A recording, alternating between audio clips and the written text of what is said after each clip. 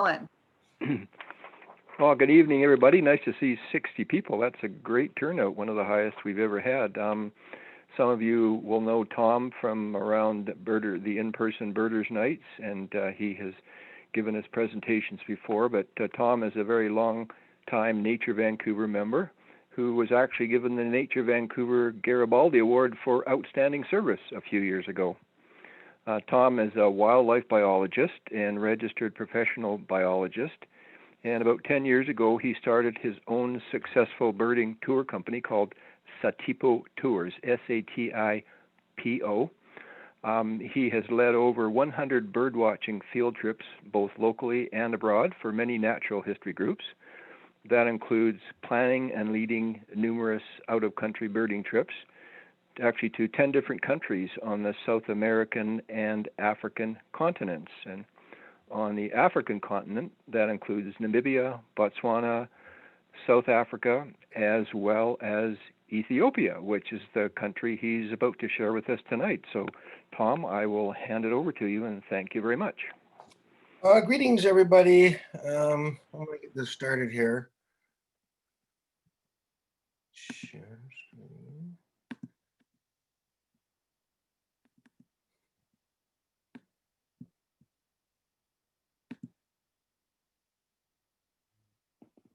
Okay, hopefully everyone can see that.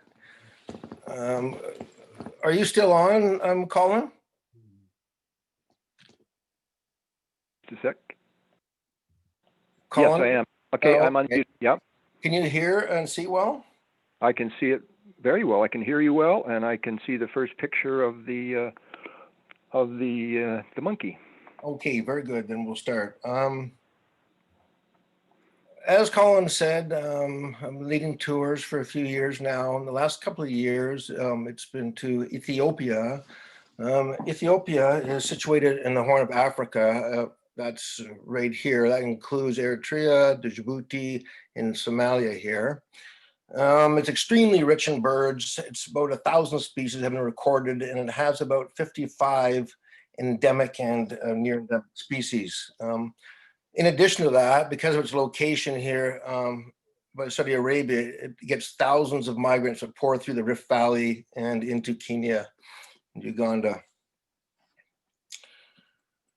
Oh yeah, the interesting thing about Ethiopia as well is that it's one of the very few African countries that has never been colonized by the Europeans. The Italians tried twice, but 1800s and more recently in 1936, but they failed.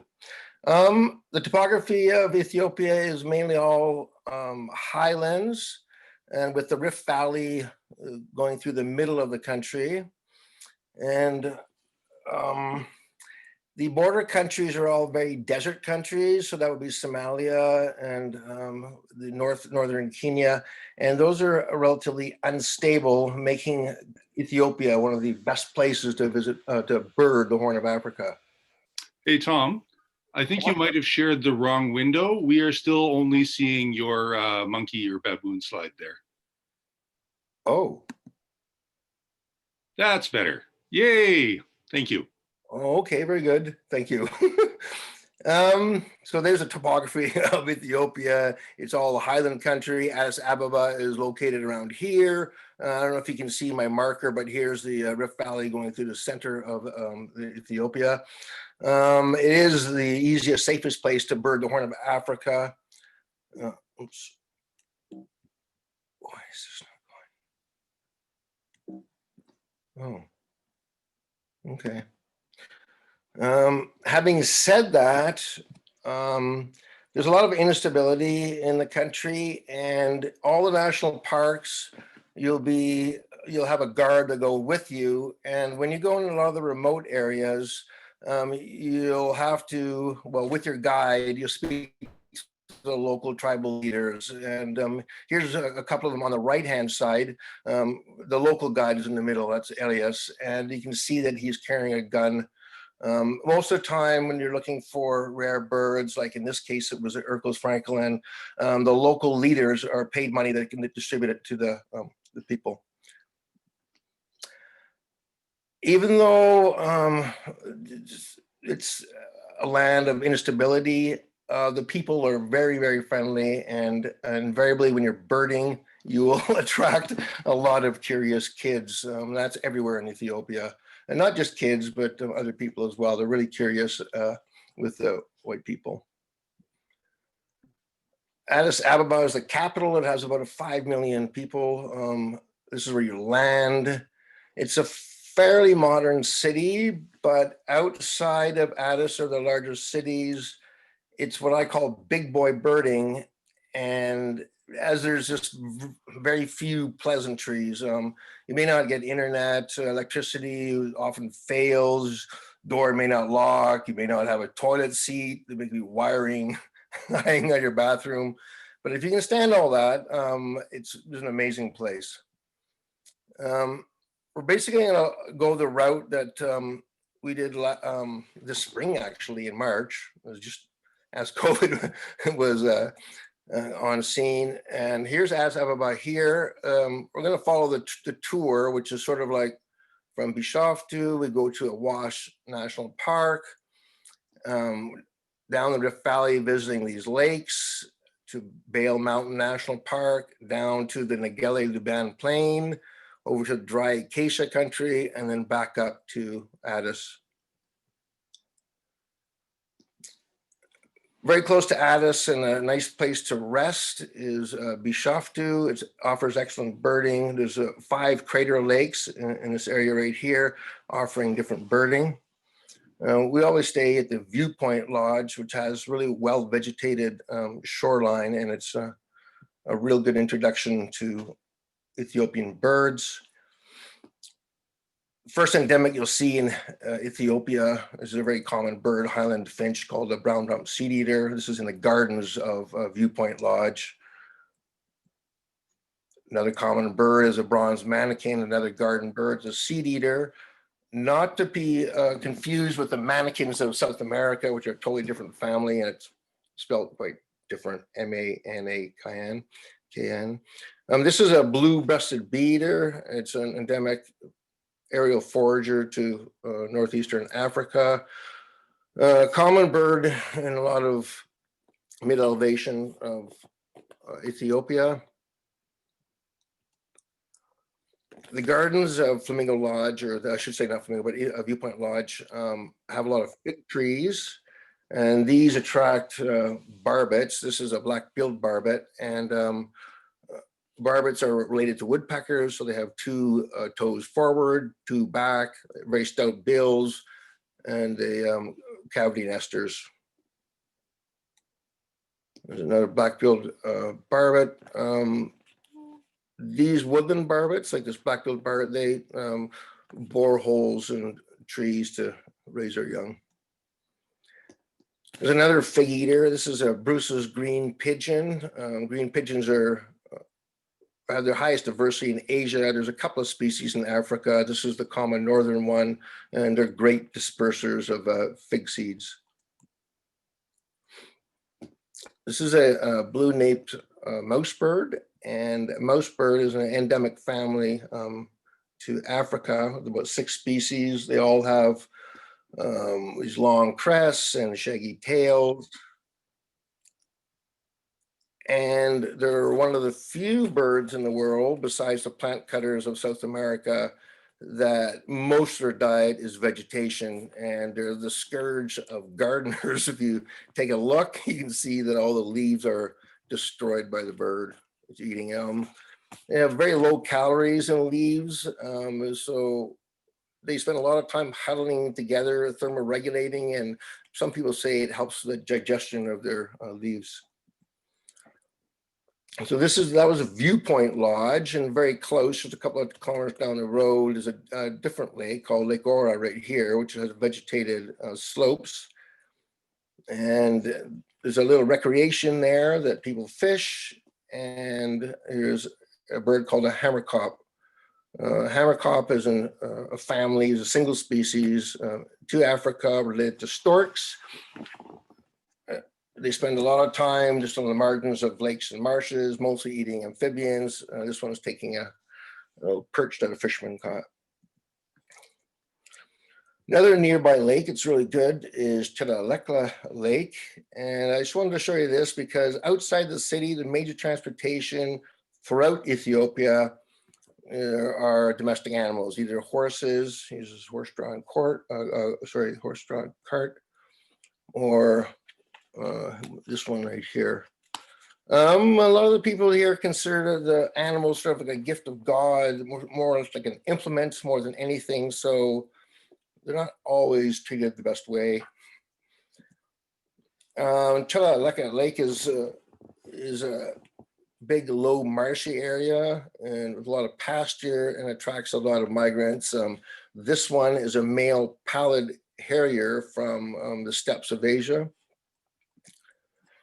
And the other thing that's really nice about this place is that during the evening it attracts, it's a roost site for thousands of cranes. Of these common cranes will come in and with all their bugling and land in the lake. And another marsh bird that's at this lake is the endemic wild ibis. This is endemic to the Horn of Africa. It's a fairly common bird that does well in that it's learned to nest in on houses and buildings and can do well foraging in agricultural fields. That was the little Crater Lakes around Bishoftu. The next place on the tour is to the dry acacia scrub in the Rift Valley, northern around Awash Falls Lodge. En route, you'll see a lot of churches. This is an Eastern Orthodox Christian church. It's about 43% of the population is Orthodox. The other 32% are Muslim. Both of them do the call to prayer in the morning. So you'll definitely hear that if you're getting up in the morning. En route, we pass through these giant volcanic fields, looking for a particular bird called the brown-tailed rock chat.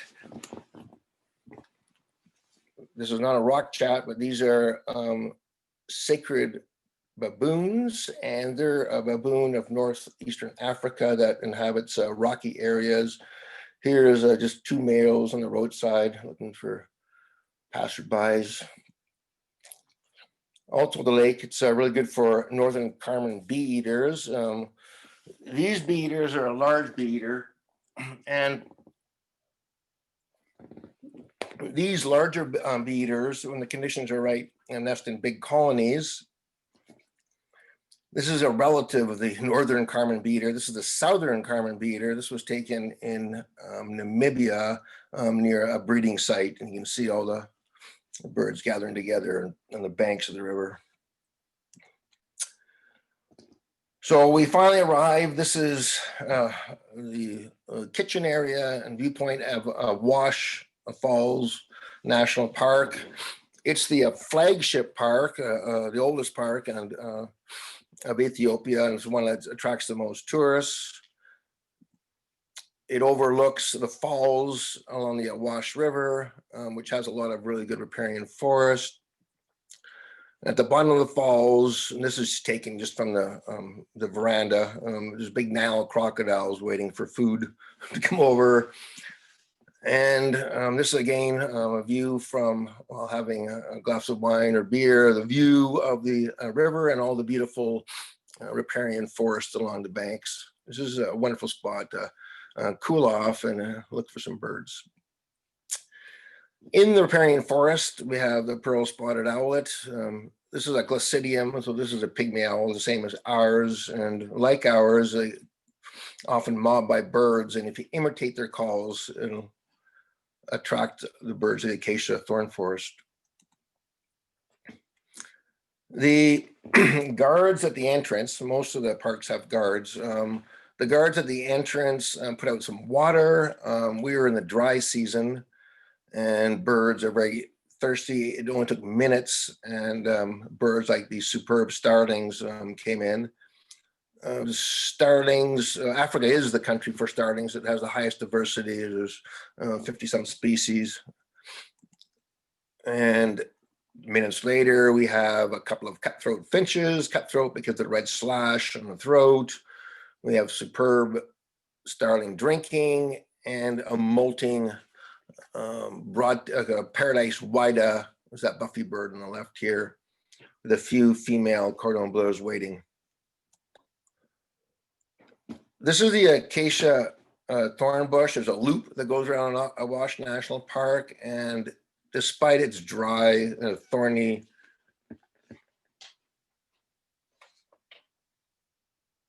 oh, move my cursor away. Okay, I can do that. There we go.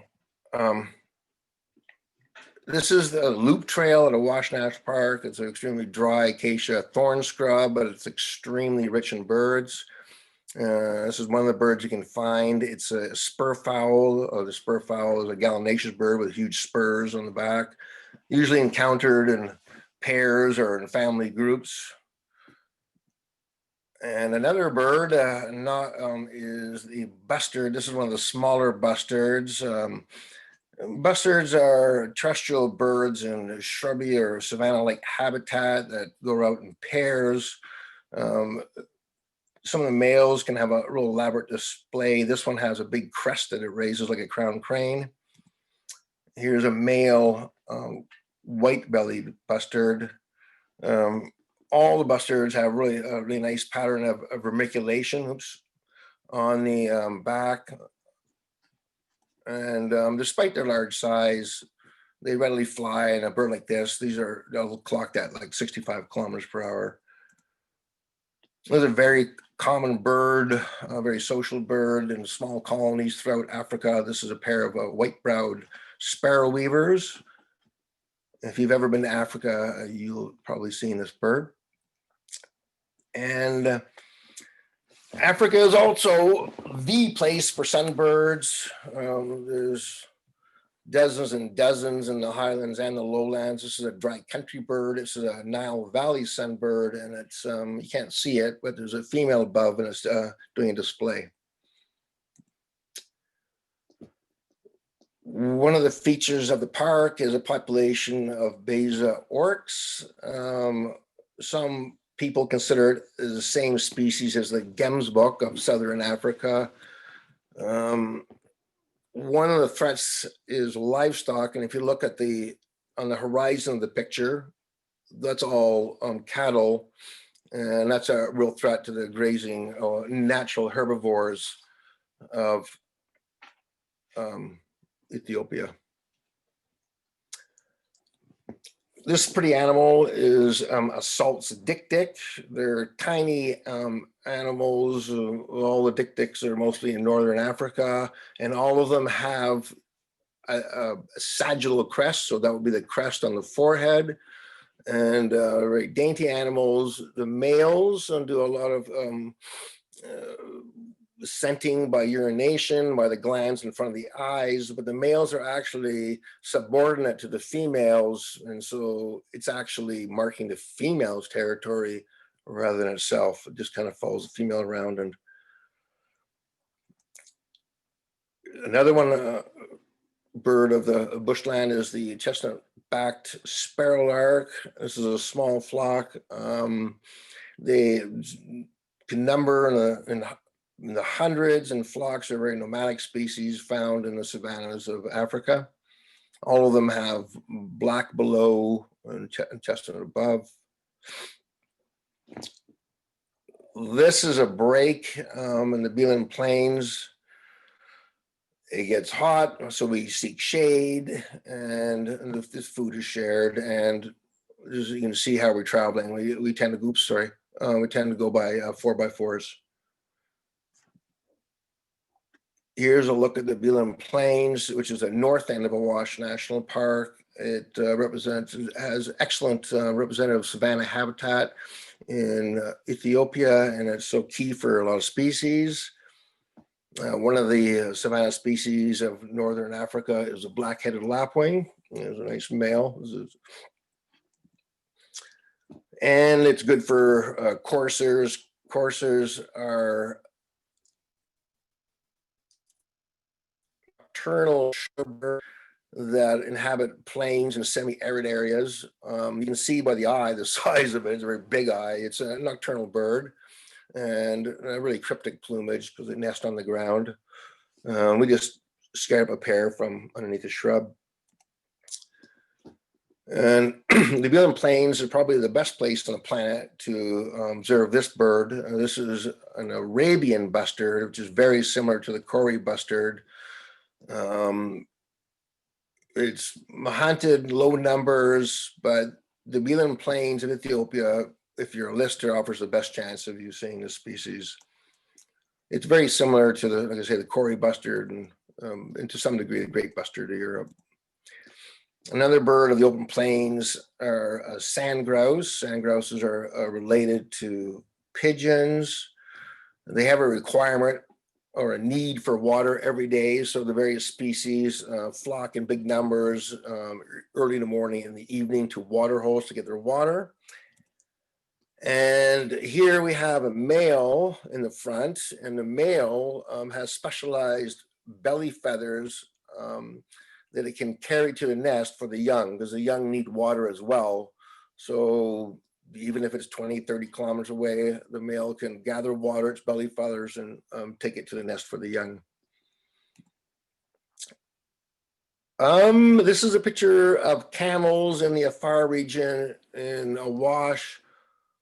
I took this picture while I was hidden. Basically, when you're in Ethiopia, you don't take pictures of the livestock, or if you do, you should always ask. The Afar people are very proud people. They carry guns. In 2018, I was there, and one of the people there took a picture of camels in front of the Afar herdsman, and he was carrying an AK-47, and he got very excited and tried to take the camera from that person. But I guess I shouted some profanities. But anyways, the situation diffused. Just don't take pictures of camels down there. So we're leaving Awash, which is a very dry acacia to the north, and we're going to enter the Rift Valley into some of the lakes. So here's Aladegi and Awash right here. That's where we were in the plains, and now we're going to go down. Our first spot is going to be Lake Ziwe.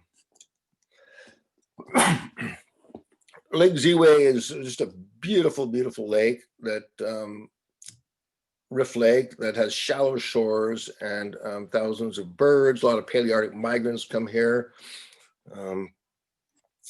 Here's just a flock of ruffs. A few thousand ruffs are here.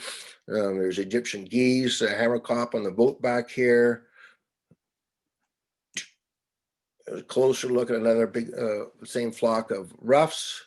So each year, thousands of birds pass by, and winter here. One of those birds is a black-tailed godwit. Black-tailed godwit is very similar to our Hudsonian godwit that we have here in North America, which we sometimes see in the fall, or rarely, in August, September in Vancouver. But this is a female bird that's got a big, long bill, is what I'm guessing.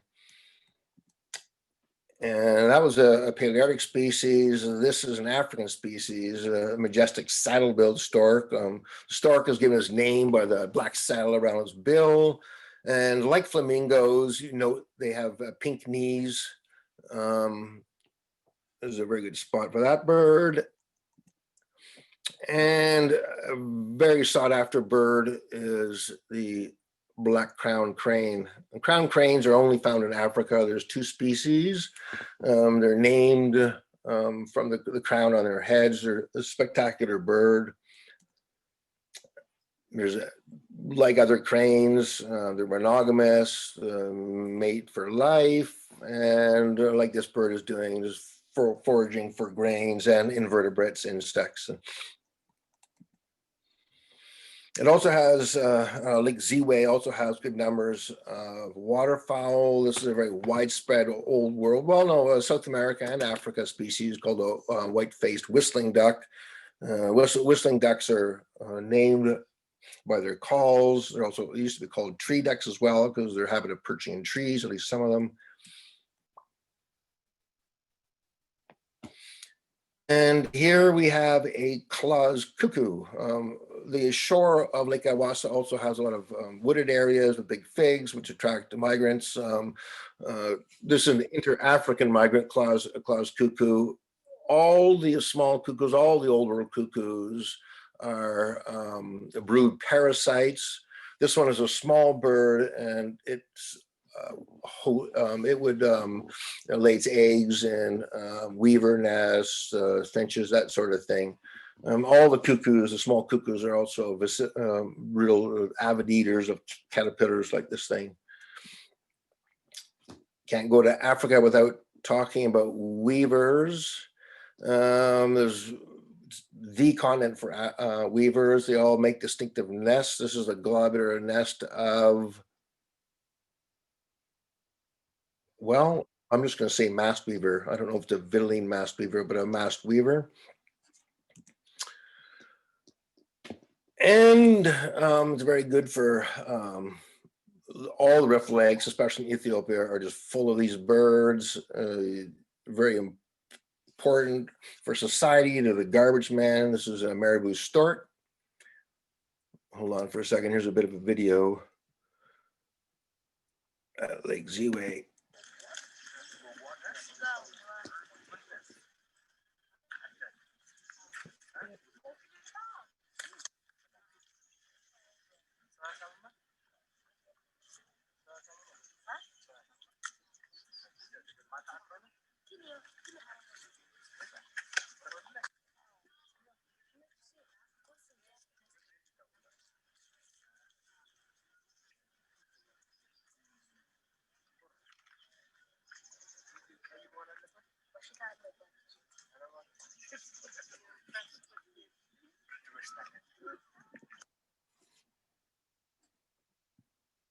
Okay. As you can see in that last video, birds and people mingle freely in Ethiopia. For the most part, people don't really pay attention to the birds, so they tend to be quite tame. Now we're going to leave one of my favorite spots, Lake Ziwe, and with all the beautiful fig trees and birds. And we're going to head from Lake Ziwe to another lake, which is quite different, and that would be Lake Abiata and Shala right here. I'm going to say it's a very different lake, a large rift lake, but it doesn't have the big shallow shores. It's basically acacia thorn brush that you're looking at. And in past years, we've stayed at a place called a Flamingo Lodge, which overlooks Crater Lake in Abiata Shala Park. But this year we weren't able to go because the locals had roadblocks. I put a block on the road so we couldn't enter it. Every once in a while you do get a bit of unrest there. The shores of these crater lakes in the right seasons have thousands of lesser flamingos. That's these pink dots that you see. And in the park itself, in the acacia thorn bush, we can get the other species of ostrich. There's two species of ostrich in the world. This is the Somali ostrich with a nice gray neck. And there's another bird of the acacia thorn bush. Oh, sorry. Another request. Okay. This is a black-faced waxbill. Here's a pair. They're doing a bit of bonding, staying together. Widespread and common bird of thorn bush are buffalo weavers. Buffalo weavers make huge, bulky stick nests, nest communally, 30, 40 in a tree. There's 3 buffalo weavers in Africa. This one is a North Africa species. And the park has a drinking troughs. It attracts all kinds of birds. And this is a sought after cage bird, actually, a red-cheeked cordon bleu. A lot of because of the human population and degradation of habitat, a lot of the parks don't have the huge game of, let's say, Kenya or Tanzania. But here's one generalist species, Grant's gazelle, that still survives in numbers in Ethiopia. From Lake Abiata Shala, we're going to cross to Langano Lake right here.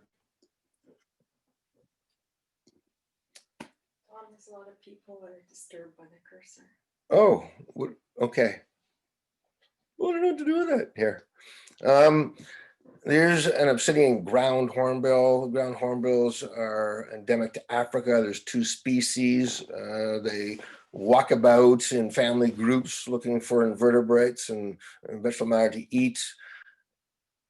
Believe it or not, I mean, these are huge birds, the size of a small turkey or maybe the size of a turkey. They're cavity nesters, so it's quite surprising that there's any left with all the trees gone. But there's enough large fig trees and such that these are able to find cavities, and they're actually fairly common in Ethiopia. Another bird, it's a family endemic to Africa. It's a turaco. It's called this is a go-away bird. Go-away birds, it's their name because of their calls. Now, Lake Lungano is a good place to get this bird. This is a black-billed wood hoopoe. Wood hoopoe is a family endemic to Africa. They have long graduated tails, long curved beaks for digging bugs out of the crevices of bark. And what's interesting of these guys is that they're cooperative breeders, with the young assisting building the nest and helping to raise young. This strange thing is called a red-throated wryneck. There's a couple of wrynecks in the world. One's Eurasian, which occurs in North Africa as well. And then they have this African one. It's a type of woodpecker as well, but often feeds on the ground. You can see it's the 2 toes forward, 2 toes back, live in cavities. These are black-winged lovebirds. This is one of the few lovebirds, other than maybe peach-faced and amphibia, that are actually doing quite well. Lovebirds are constantly captured for the pet trade, and populations have decreased in most places. And in addition to that, a lot of the lovebirds hybridize. These were pretty common on the grounds of Lake Lungano. This is inaptly so, a beautiful sunbird. Yeah, it's got the long tail. Another one of the many sunbirds. This is one of the sunbirds that occupies acacia, dry scrub. A lot of the sunbirds are either altitudinal migrants or nomadic in search of flowers. At Lake Lungano, the staff there will invariably, they'll know if you call ahead anyways, the location of all the nocturnal birds. A lot of, well, very few tour groups actually go. And so if there's an opportunity, they'll make sure that they're ready for when a tour group does come. This is a northern white-faced owl, which is very similar to maybe a screech owl, let's say.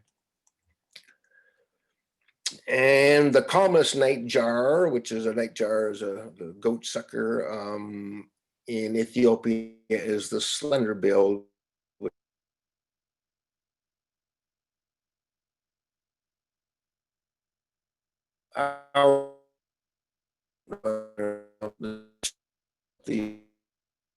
These buildings.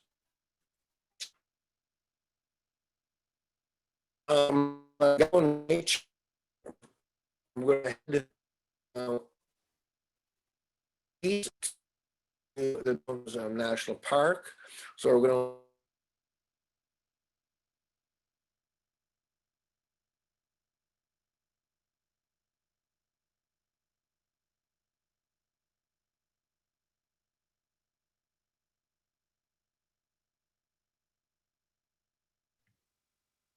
Hi, everybody. I think, okay, there we go. Tom, it seems that your internet connection was unstable. We're not hearing you.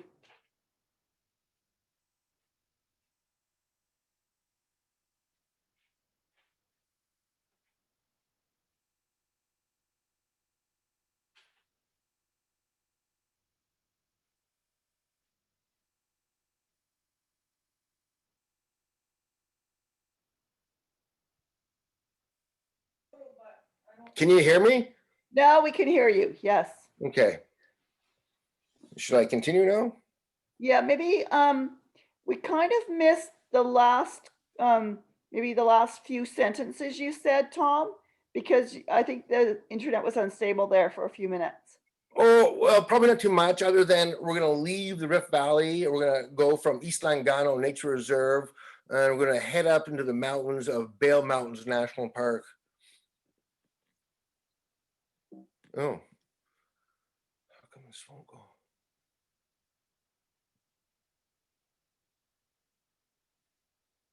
Oh, okay. As I said, we're gonna go from about 1,000 meters up to a few thousand meters as you climb up the slope up to the Bale Mountains, the highlands. You get increasingly agricultural lands and juniper forest, what you see in the background. And up on the way in the mountains, we usually stop in this little valley here, Dinshu, to look for a very special bird. It's in the rocky valley here, and it's called a Cape Eagle Owl. A Cape Eagle Owl is very much, it's a bubo, so it's the same genus as our great horned owl, and but it's a very scarce throughout Africa, usually found in rocky areas, and we don't actually look for it. What we do is we get the locals to look for it. And right here, Jan, the man with the feathers, he actually runs Flamingo Lodge and Viewpoint Lodge. He's trying to keep the peace here. When we, the locals find the owl for us, and then they're paid. But there's issues as to A, who found the bird, and B, which property was the bird on, and they all want the money. And so Jan here is trying to keep the peace before they kill each other. Here's an endemic pigeon of Ethiopia. It's the white-collared pigeon, just like our rock pigeon. It nests in cliffs, and it's adapted well to Ethiopia and does in buildings. If you look in the left-hand corner, you'll see a locust. When we went down in Ethiopia this spring, they happened to be hit, and a lot of East Africa was hit hard with locusts. And there's only a few spots we encountered them, nothing too bad up here, but you would notice them.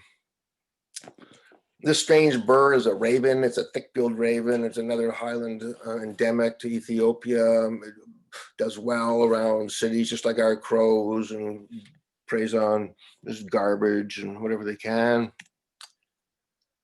Okay, we finally reached Dinshu and the juniper forest of Bale Mountains. This is Biniam Adamasu, who was a conservationist in Ethiopia. He died at a very young age trying to put out a fire, but he's revered in Ethiopia for establishing the park and trying to save the Ethiopian wolf. As you climb, you get into more juniper forest and open areas, and it has a lot of endangered mammals. This is one of them. This is a buck mountain nyala, very similar to a greater or lesser kudu, but they prefer moisture habitats up higher.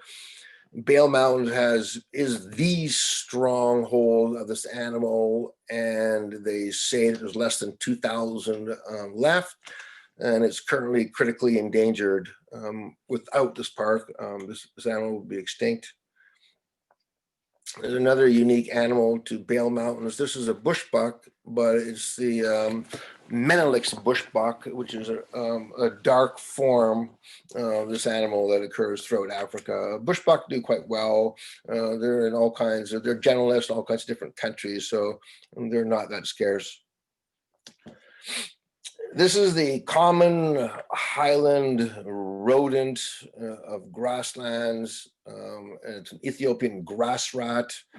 And this critter feeds a lot of the owls and hawks at this elevation. A lot of you have probably seen this bird or something very similar here.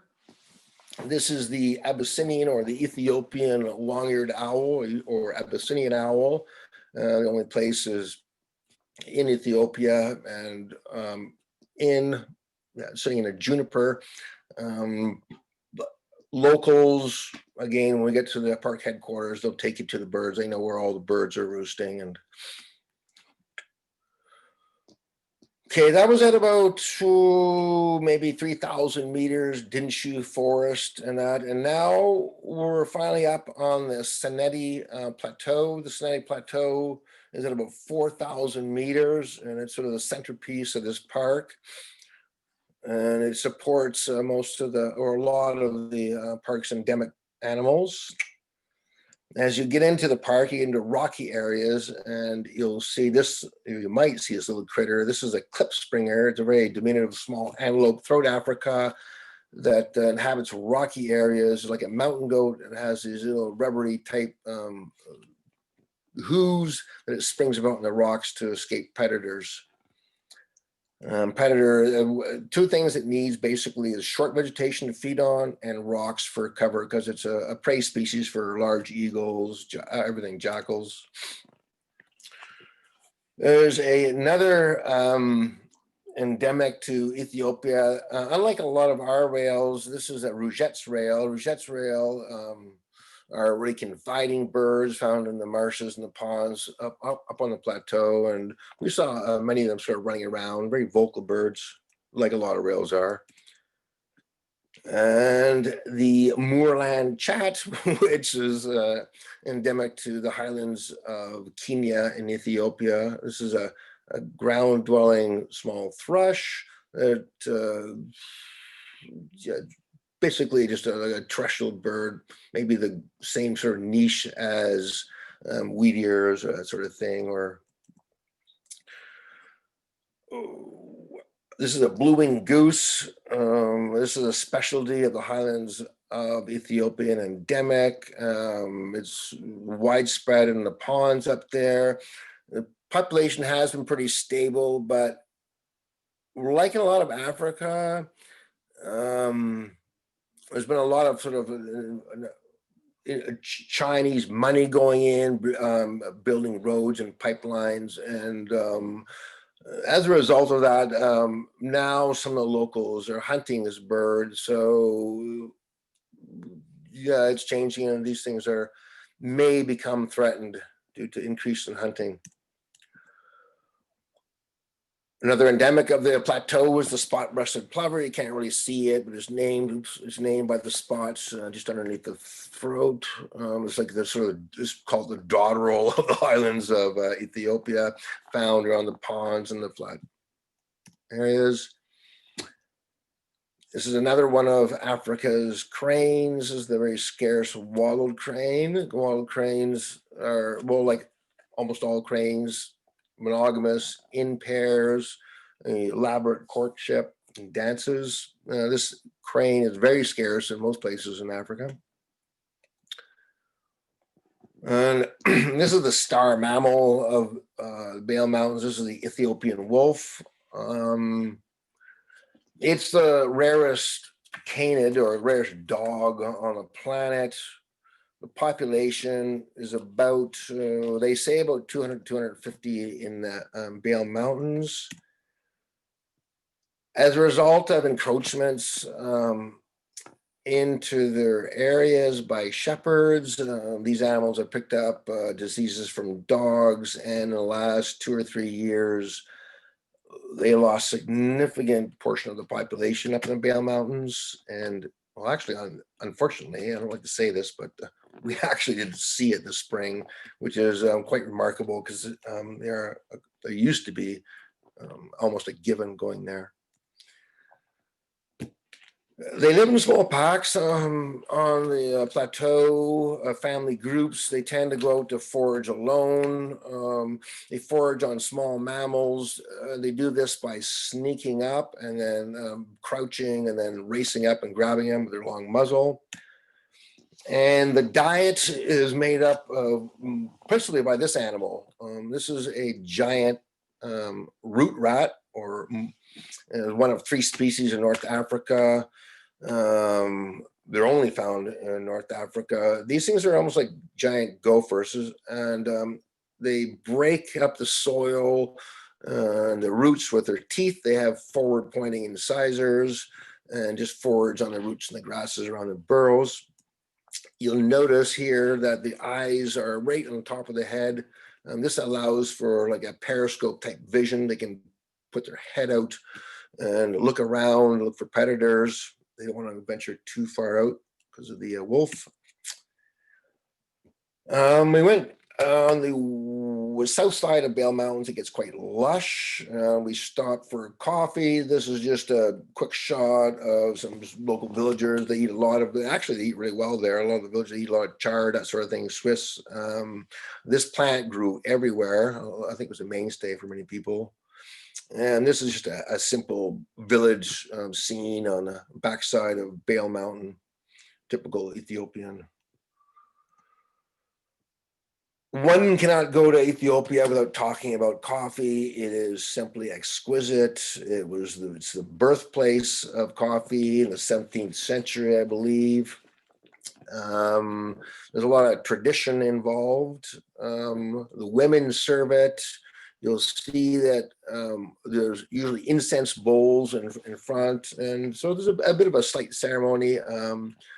If any of you go and you like coffee, drink it. Consume. It's called Buna. It's just the most lovely experience. It's amazing. It's everywhere.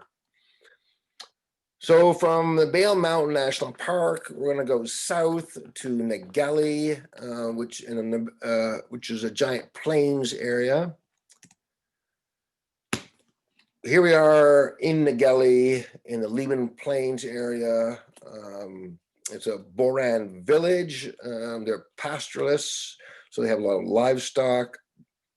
There's some women just showing how, the sparse Lebanon plain, which is just a very, maybe 200 square kilometers patch, excuse me, in southern Ethiopia.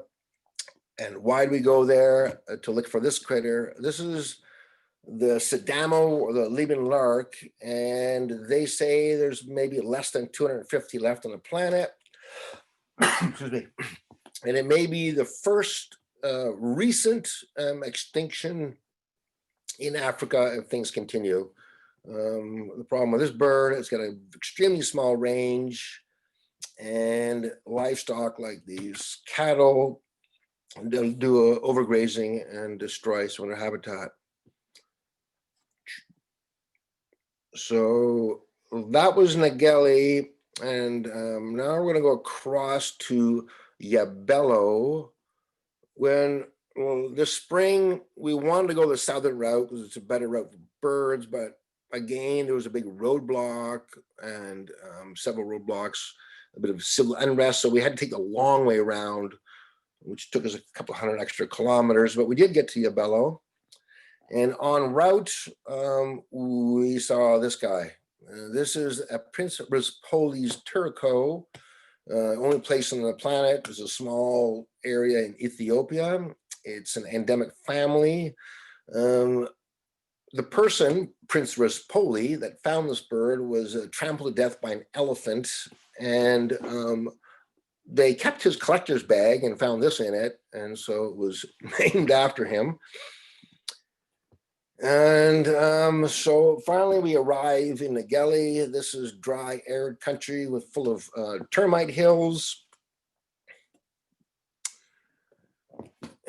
And then here we are birding in one of the village communities.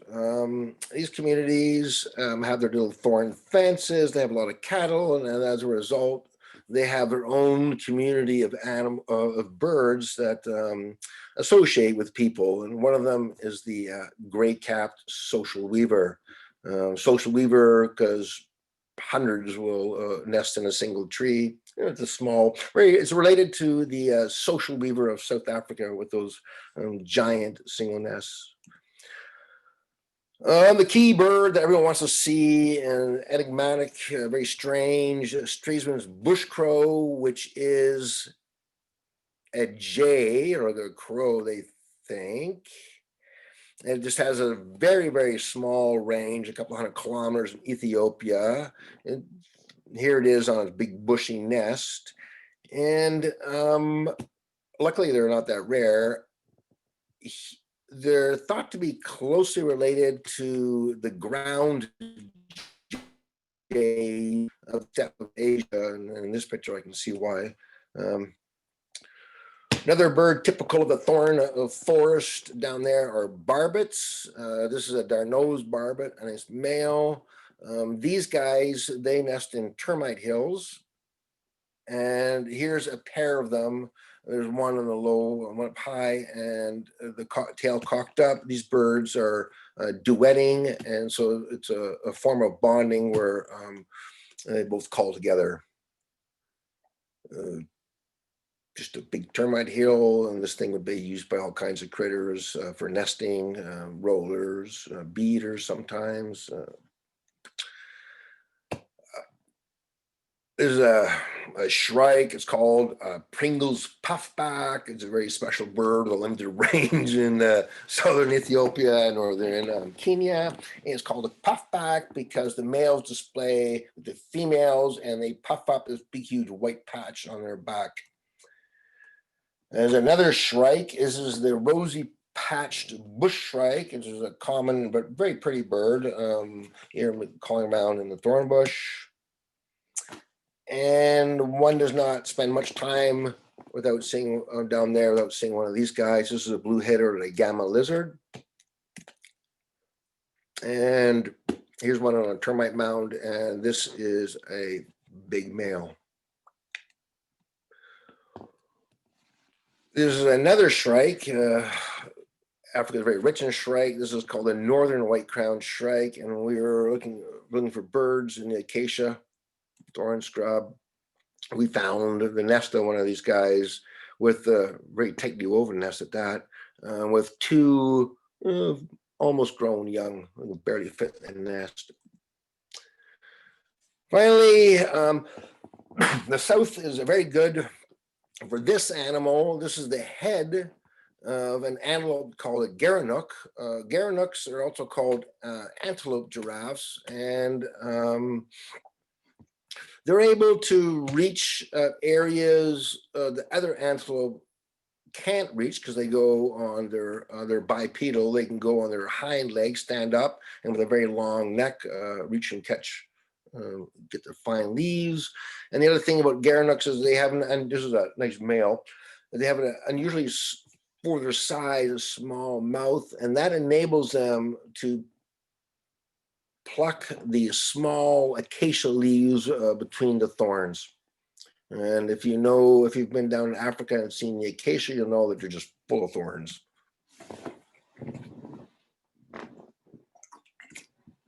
Okay, so, oops, sorry. From Yabelo, we're going to go north, back up to the Rift Lakes on the way back to Addis Ababa. And I'm going to stop off at a very famous place, and actually a good place to relax. Lake Awassa, which has a very nice hotel, definitely livable, definitely doable. The United Africa Hotel, the shores of Lake Awassa. And as you can see from this picture, Lake Awassa is an amazing place in Ethiopia. Birds and people mingle freely. Here's some fishermen in the background. There are marabou storks. There's a black-headed gull. There's sacred ibis. There's a bunch of birds in the back there. And there's some more great white pelicans, Egyptian geese, and reed cormorants by the lake. And a common rail, and one that's actually visible. This was the black crake. There's an adult by the shore, and here's a youngster, and you can see the big long toes adapted for climbing about marsh vegetation, looking for its insects and stuff. The birds here are crazy. They're really, really super tame. I think this is a lesser reed warbler, as you can get great opportunity to see all kinds of marsh birds very close. And the grounds are also wooded and have all kinds of neat things. This is an African paradise flycatcher. Paradise flycatchers in Asia and Africa as well, always in a beautiful rufous white and black plumages. And it's home to this guy. This is the whereas a colobus monkey. Colobus monkeys can have a lot more varied and can live on a lot drier leaves than a lot of other monkeys. And it's one of the more northerly monkeys in Africa. It's still very common, or quite common, in Ethiopia. And at the lodge, we have a mother with his little baby. The troops were right above us. And above the hotel, there's all kinds of marabou storks feeding on the crowns of the trees. Here's some delivering food to its young. Like I said before, the birds here are just incredibly tame. This is in Africa, jacana. Jacanas are found worldwide in tropical areas. They're super long toes, you can see, used for going over lily pads. They're like the spotted sandpiper. They're polyandrous, so a female with many males. A common bird of riverbanks and edges of water bodies is the spur-winged plover.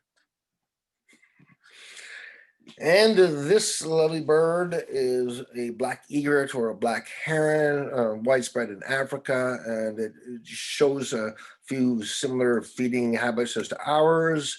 Little egrets or red egrets do this. This is called canopy feeding. Black herons do this frequently, so presumably to shade the water so they can see better.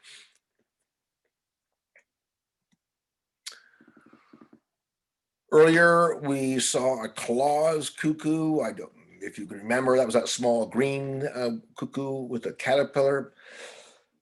This is a cuckoo as well. This is a large one. It's a cuckow, and cuckows are not parasitic. They make their own nests, and this cuckoo, it's just the male that incubates.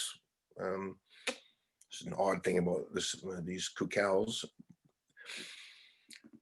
Here on the grounds, this bird called a black-crowned chagra. Chagra is a type of shrike, and that are ground feeders looking for insects and whatnot. Again, this just goes to show how tame a lot of these birds are. When walking the grounds, you can walk up to a lot of these crazy things. Very vocal, widespread bird. I think when the World Cup was down in South Africa, you heard all those instruments, those trumpets. These birds, the Hadada ibis, sound exactly the same thing. Common widespread bird. And this is the not the best picture, but a rose eagle owl, the largest eagle owl in Africa. It has pink eyelids. If we were to open it, and it would use, this is a type of bird that would use a hammercop nest. It's big enough. And we have a cast hornbill. Hornbill, people might know, they do something really odd in their breeding. The males, the females seal themselves with mud in their cavities so that only their bill can come out and receive the food from the male. Well, that way, the female and the young are protected with this extremely small hole entrance. What happens when the male dies? Well, we hope the female can hammer her way out. These are a bird called rufous chatterer. Chatterers are babblers. Babblers are extremely social birds and noisy groups that go together, and they spend a lot of time, like monkeys, grooming each other, do a lot of social bonding. And here's one grooming another one. Here's a woodland kingfisher, a widespread but common bird in African woodlands. Not necessarily associated with water in any way. Oh, okay. So from where we were, which was below Addis Ababa, in the Rift Valley, we're now going to drive up north of Addis to the Debre Libanos and the escarpment country. On the way, it's a lot of agriculture. You'll see a lot of the pastoralists are drying their crops for the animals. This is a group, it's a very populated country. Probably finished their day's work. There's people everywhere there. On the way to Libanos, Ethiopia has got an excellent population of vultures. Unlike, well, in most of the world, vultures are actually highly endangered. Here we have a Ruppel's vulture on your left, the smaller guy, and the big boy is a big lappet-faced, and it would be the ruler of any carcass that was found. Okay, we've arrived. This is Debre Libanos and the escarpment country. It hosts a whole bunch of very special birds. And among them is this. This is the largest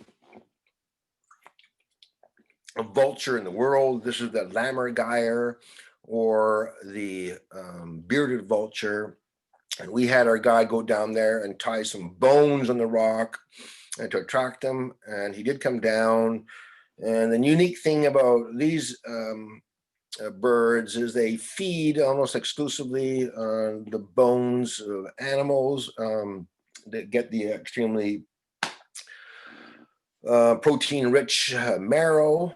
In order to open up the bones, they have weak bills. What they do is they flap high and drop them to smash them open. And they also can swallow huge bones. Their stomach acid is equivalent to like battery acid, and can digest those things.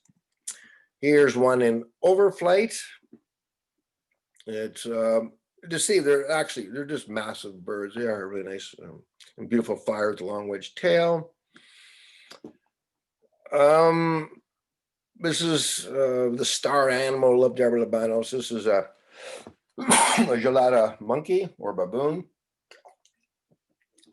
This is a male. They're found along the escarpment because they feed on the grasses there, and they use the rocks as escape cover. This is just posturing by an adult male, and he's just sort of just got a warning signal. Like a lot of monkeys, a lot of it are just sort of intimidation or threats, but don't really amount to much. This is just a warning. And oh, hey, thanks. This is another male, and what's interesting about these monkeys is that they've developed a big red skin patch in the center of the chest. I'll see if I can go back here. You can see it below its throat. And the reason is that huge skin patch is that it mimics the female's sexual skin. That's important because these guys, they take their females or form their harems by force. And by having the red skin present on the chest, that's a non-aggressive or non-threat signal, so it helps reduce tension between males.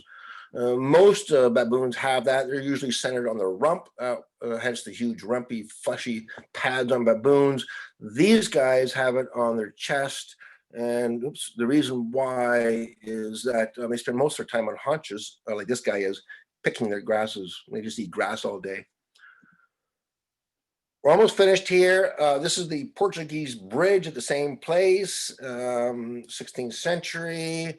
I guess the Portuguese built it. Here it is, and the rocky areas in the gorge attract a lot of special birds, a couple more. This is the mocking cliff chat, the type of thrush that occupies rocky areas. And we have one more, the last one. That would be the Ruppel's black chat. Is another Ethiopian endemic. And I believe we are finished for the night. We are. And this is the group that went on march. And have a good night. That was it.